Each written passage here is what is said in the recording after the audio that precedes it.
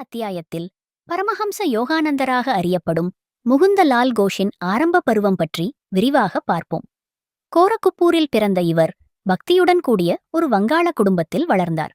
தந்தை பகபதி சரண் கோஷ் ஆன்மீகத்தில் உறுதியானவர் மற்றும் ஒழுக்கமான மனநிலை கொண்டவர். அவர் ரயில்வேயில் மேலாளருக்கு இணையான பதவி வகித்தவர். தாயார் மிகவும் மென்மையானவர். அவர் கதைகளின் வழியாகவே முகுந்தனின் உள்ளத்தில் தெய்வீக எண்ணங்களையும் சிந்தனைகளையும் விதைக்க செய்தார். இவரது சிறுவயதில் இவரது நண்பர்கள் மற்றும் உறவினர் இவர் வயதை சேர்ந்தவர்கள் விளையாடிக் கொண்டிருக்கும் பொழுது இவர் மட்டும் சாதுக்களுடன் சேர்ந்து சாதகம் செய்ய விரும்பினார்.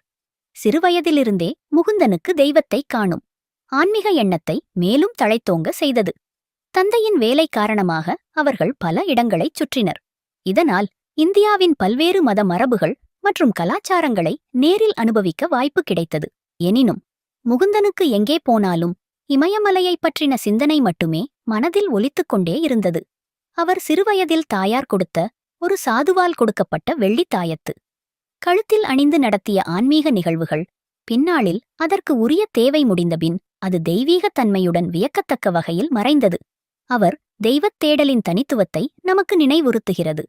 இவ்வாயிலாக முகுந்தலால் கோஷ், அதாவது ஸ்ரீ பரமஹம்சர் யோகானந்தரின் மனம் இந்த உலக வாழ்க்கையில் ஒரு தற்காலிக வாடகை வீடு என்று மட்டுமே நமக்கு உணர்த்துகிறது. இவர் கடவுளையே நிரந்தர வீடாக நாடத் தொடங்கினார். அத்தியாயத்தின் இறுதியில் குடும்ப உறவுகள் கடந்த ஜென்ம கர்மத்தின் பிணைப்புகள் என்பதையும் ஆன்மாவின் உண்மையான பயணம் கடவுள் உணர்வை நோக்கியதே என்றும் அவர் நமக்கு தெளிவுபடுத்துகிறார்.